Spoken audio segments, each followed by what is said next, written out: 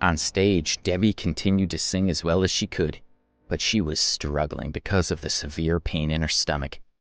Suddenly, the audience noticed that the singing dramatically improved as another person's voice overshadowed Debbie's. If I can get through, I know I can find. Trying to get away from the blue sky. Fly to the blue sky, fly toward the blue sky. The voice was loud, melodious, and full of passion. Melissa had danced over to her singing, and Debbie glanced at her gratefully. She was enduring a great deal of pain and was happy to step back and let her take over. Debbie was sure that she was only trying to help her.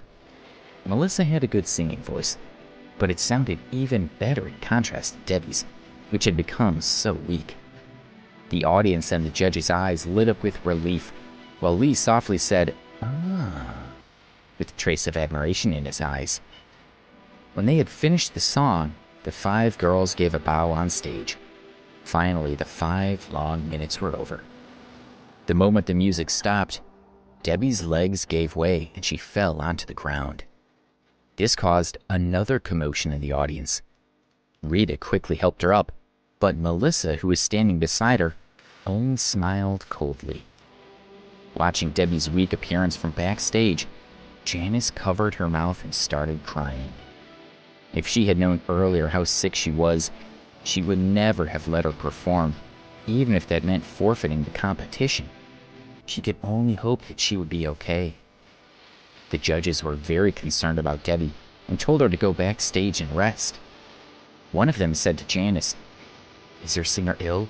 Hurry up and take her backstage to lie down. As for your score, I'm sorry, but thank you for taking part." The other 3 judges agreed. "Indeed, go back and rest. Your health is more important than the competition," one said. Rita was very disappointed. If Debbie had been well, she was sure that they would have done well in the contest. However, now was not the time to worry about the results. She only wanted to make sure that Debbie received treatment as quickly as possible. The 5 girls bowed and were about to step down from the stage when Janice rushed up to support Debbie. Then Lee spoke up so loudly that everyone stopped what they were doing and turned to stare at him. "Hold on a minute." Lee was very angry. He didn't care how sick Debbie was. He felt that singing Bluebirds so badly was an insult. What made him even angrier was that, with so many children around, he couldn't even curse loudly. He muttered to himself, "How dare this group ruin Bluebird for me? So, how do you think you did? I'm guessing you already know." Lee said as his gaze shifted between Debbie and the others and finally landed on Melissa. He pointed at her and said, "This girl sang quite well. At least her voice was quite pleasing to the ear. Because of her, I'll let you pass to the next round." Because Lee was a sponsor, his words meant everything. Melissa gasped in surprise. She immediately grinned and thanked Lee. "Thank you so much, Mr. Dempsey. I promise that I'll continue to work hard." "That's enough. You're getting in the way now. Get down from the stage." Lee waved his hand and the girls walked off the stage. Janice stopped Debbie. She said, "Debbie, wait a minute," and quickly dialed 911, telling them that an ambulance was needed urgently to take someone to the hospital. Janice held the weakened Debbie in her arms and comforted her softly. "Don't be afraid, the ambulance will be here soon," she said. Rita also stood beside her, holding her hand and looking at her with concern. "Rita, I'm in so much pain," Debbie told her friend. Her clothes were soaked with blood now. Her eyes were closed tightly and her hands were clenched. She thought she might pass out. Katie was angry with Debbie and huffed at her. "You have a nerve complaining about being in pain. Because of you, we were almost eliminated." Olivia agreed. "That's right," she said. "You said that you didn't have a stomachache yesterday, and you said the same last night.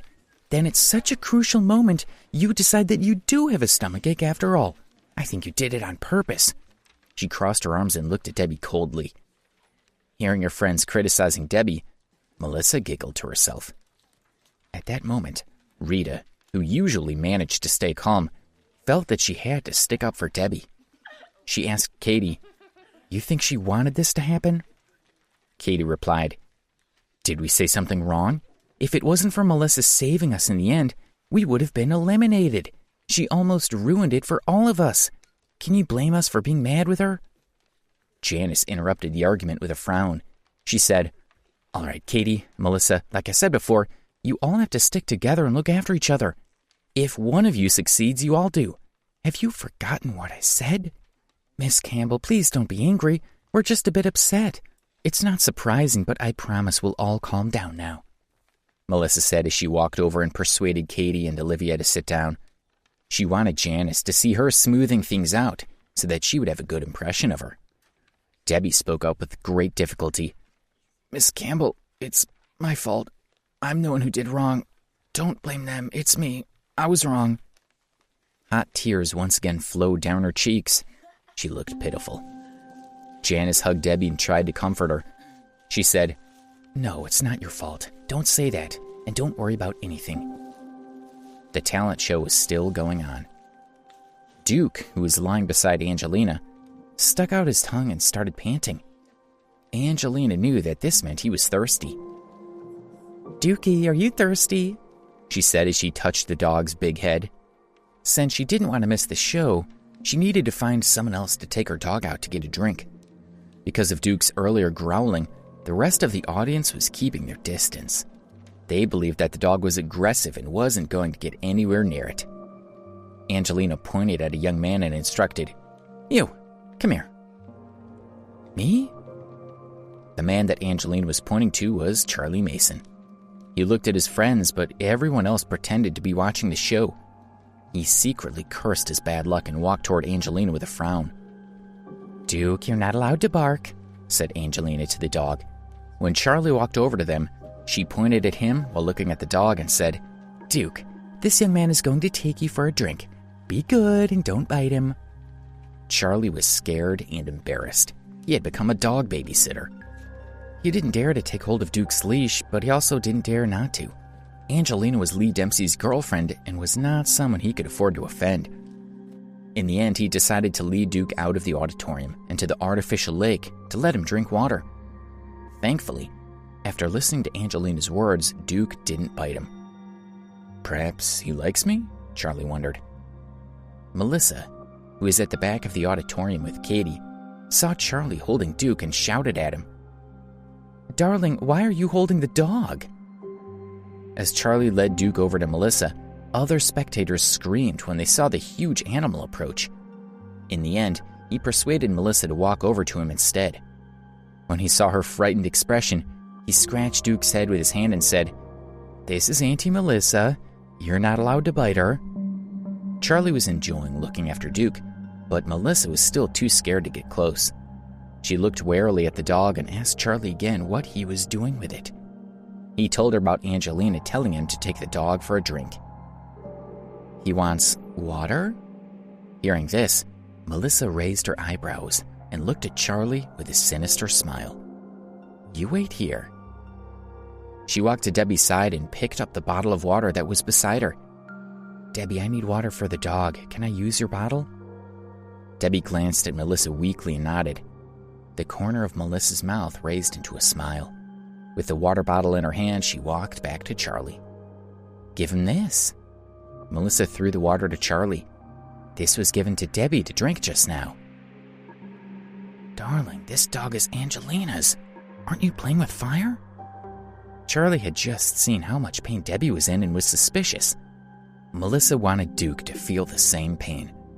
But if they did something to hurt him, they would have Lee to deal with. He didn't want that.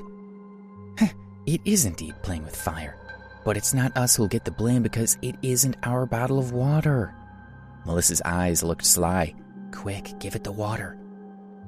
Seeing Duke licking from the bottle, Melissa smiled. She took the bottle with what was left of the water and quietly placed it next to Debbie. Looking at Debbie, who was leaning against Janice with her eyes closed, Melissa sneered. "You sad," she thought. "You have no idea that this is just the beginning of your troubles." Charlie took Duke back to Angelina.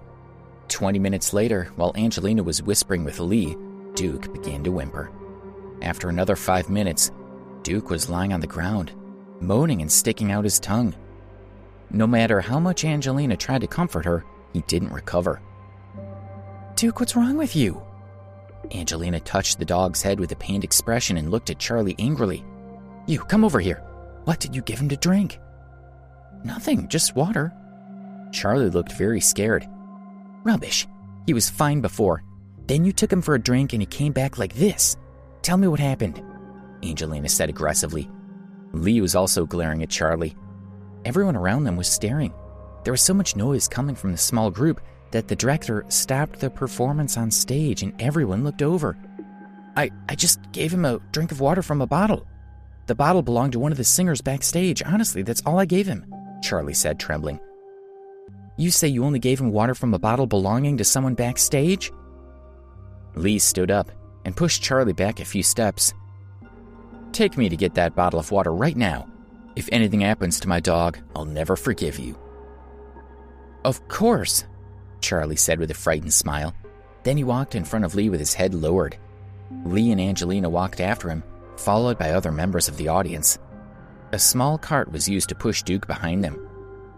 When the performers backstage saw Lee arriving, they were all surprised and stood up one by one. Janice and Rita supported Debbie, but just like the others, they didn't know what was happening. You gave your water to my girlfriend, Charlie pointed at Melissa. Mr. Dempsey's dog drank your water and now he's really sick. What? Melissa screamed in fake surprise.